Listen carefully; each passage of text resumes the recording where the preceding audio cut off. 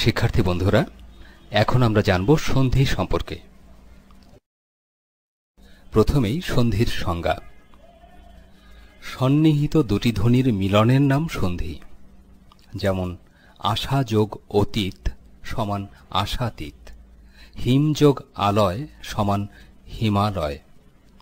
প্রথমটিতে অর্থাৎ আশাতীত এখানে আ যোগ অ সমান আ, এবং দ্বিতীয়টিতে অর্থাৎ হিমালয়ের ক্ষেত্রে অ যোগ আ সমান আ হয়েছে। আবার দেখো, তৎ যোগ মধ্যে সমান তন্মধ্যে, এখানে ত যোগ ম সমান নয় ম হয়েছে। এবারে জেনে নেব সন্ধির উদ্দেশ্য। সন্ধির উদ্দেশ্য স্বাভাবিক উচ্চারণে সহজ প্রবণতা এবং ধ্বনিগত মাধুর্য সম্পাদন। যেমন আশা ও অতীত উচ্চারণে যে আয়াস প্রয়োজন, আশাতীত তার চেয়ে অল্প আয়াসে উচ্চারিত হয়। সেরূপ হিম আলয় বলতে যেরূপ শোনা যায়, হিমালয় তার চেয়ে সহজে উচ্চারিত এবং শ্রুতিমধুর। লক্ষ্য করো, আশা অতীত, আশাতীত, হিম আলয়, হিমালয়। এভাবে যে ক্ষেত্রে আয়াসের লাঘব হয় কিন্তু ধ্বনি মাধুর্য রক্ষিত হয় না, সেক্ষেত্রে সন্ধি করার নিয়ম নেই।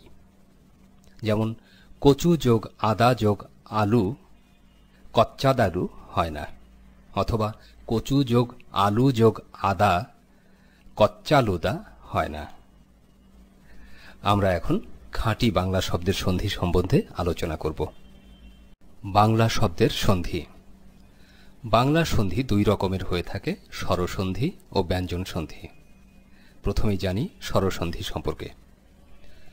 স্বরধ্বনির সঙ্গে স্বরধ্বনি মিলে যে সন্ধি হয় তাকে স্বরসন্ধি বলে। ১. সন্ধিতে দুটি সন্নিহিত স্বরের একটি লোপ হয়। যেমন অ যোগ এ সমান এ, এখানে কিন্তু অ লোপ পেল।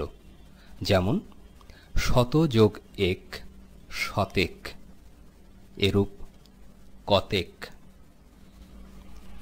পরের নিয়মটিতে যাই। আ যোগ আ সমান আ, এখানে একটি আ লোপ পেয়েছে। যেমন শাখা যোগ আরি সমান শাখারি, এরূপ রূপা যোগ আলি সমান রূপালি। পরের নিয়মটি লক্ষ্য করো। আ যোগ উ সমান উ, এখানে আ লোপ পেয়েছে। যেমন মিথ্যা যোগ উক সমান মিথ্যুক, এরূপ হিংসুক, নিন্দুক ইত্যাদি। তারপরে নিয়মটি ই যোগ এ সমান ই, এখানে এ লোপ পেয়েছে। যেমন কুড়ি যোগ এক সমান কুড়িক, এরূপ ধনিক, গুটিক ইত্যাদি। আবার দেখো, আশি যোগ এর সমান আশির, এখানেও এ লোপ পেয়েছে। এরূপ নদীর, নদী যোগ এর, এটা থাকল না। পরবর্তী নিয়মটি লক্ষ্য করো। কোনো কোনো স্থলে পাশাপাশি দুটি স্বরের শেষেরটি লোপ পায়। যেমন যা যোগ ইচ্ছা যোগ তাই সমান যাচ্ছে তাই, এখানে আ যোগ ই এর মধ্যে ই লোপ পেয়েছে। এবারে আমরা জানব ব্যঞ্জন সন্ধি সম্পর্কে। স্বরে আর ব্যঞ্জনে, ব্যঞ্জনে আর ব্যঞ্জনে এবং ব্যঞ্জনে আর স্বরে মিলিত হয়ে যে সন্ধি হয় তাকে ব্যঞ্জন সন্ধি বলে। প্রকৃত বাংলা ব্যঞ্জন সন্ধি সমীভবন বা অ্যাসিমিলেশন এর নিয়মেই হয়ে থাকে, আর তাও মূলত কথ্য রীতিতে সীমাবদ্ধ। নিয়মগুলো লক্ষ্য করো। ১.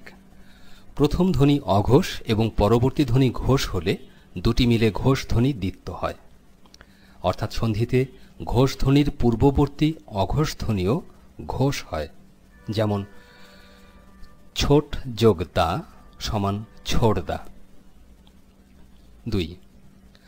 হলন্ত র ধ্বনির পরে, র বদ্ধ অক্ষর বিশিষ্ট, অন্য ব্যঞ্জনধ্বনি থাকলে র লুপ্ত হয়ে পরবর্তী ধ্বনি দ্বিত্ব হয়। যেমন আর যোগ না সমান আন্না, চার যোগ টি চারটি, ধর যোগ না ধন্না, দূর যোগ ছাই দুচ্ছাই ইত্যাদি। নিয়ম ৩। চ বর্গীয় ধ্বনির আগে যদি ত বর্গীয় ধ্বনি আসে তাহলে ত বর্গীয় ধ্বনি লোপ হয় এবং চ বর্গীয় ধ্বনির দ্বিত্ব হয়। অর্থাৎ ত বর্গীয় ধ্বনি ও চ বর্গীয় ধ্বনি পাশাপাশি এলে প্রথমটি লুপ্ত হয়ে পরবর্তী ধ্বনিটি দ্বিত্ব হয়। যেমন নাথ যোগ জামাই সমান নাচ জামাই, এখানে ত জ মিলে জয় জ। একইভাবে বদ যোগ জাত বজ্জাত ইত্যাদি। ৪। প এর পরে চ এবং স এর পরে ত এলে চ ও ত এর স্থলে স হয়। যেমন ৫ যোগ স সমান ৫০০, ৭ যোগ স ৭০০, ৫ যোগ শিকা ৫শিকা। ৫। হলন্ত ধ্বনির সাথে স্বরধ্বনি যুক্ত হলে স্বরের লোপ হয় না। যেমন বন যোগ আই সমান বনাই, চুন যোগ আরি চুনারি, তিল যোগ এক তিলেক, বার যোগ এক বারেক, তিন যোগ এক তিনেক। ৬। স্বরধ্বনির পরে ব্যঞ্জনধ্বনি এলে স্বরধ্বনিটি লুপ্ত হয়। যেমন কাঁচা যোগ কলা সমান কাঁচকলা, নাতি যোগ বউ নাত বউ, ঘোড়া যোগ দৌড় ঘোড় দৌড়, ঘোড়া যোগ গাড়ি ঘোড় গাড়ি ইত্যাদি।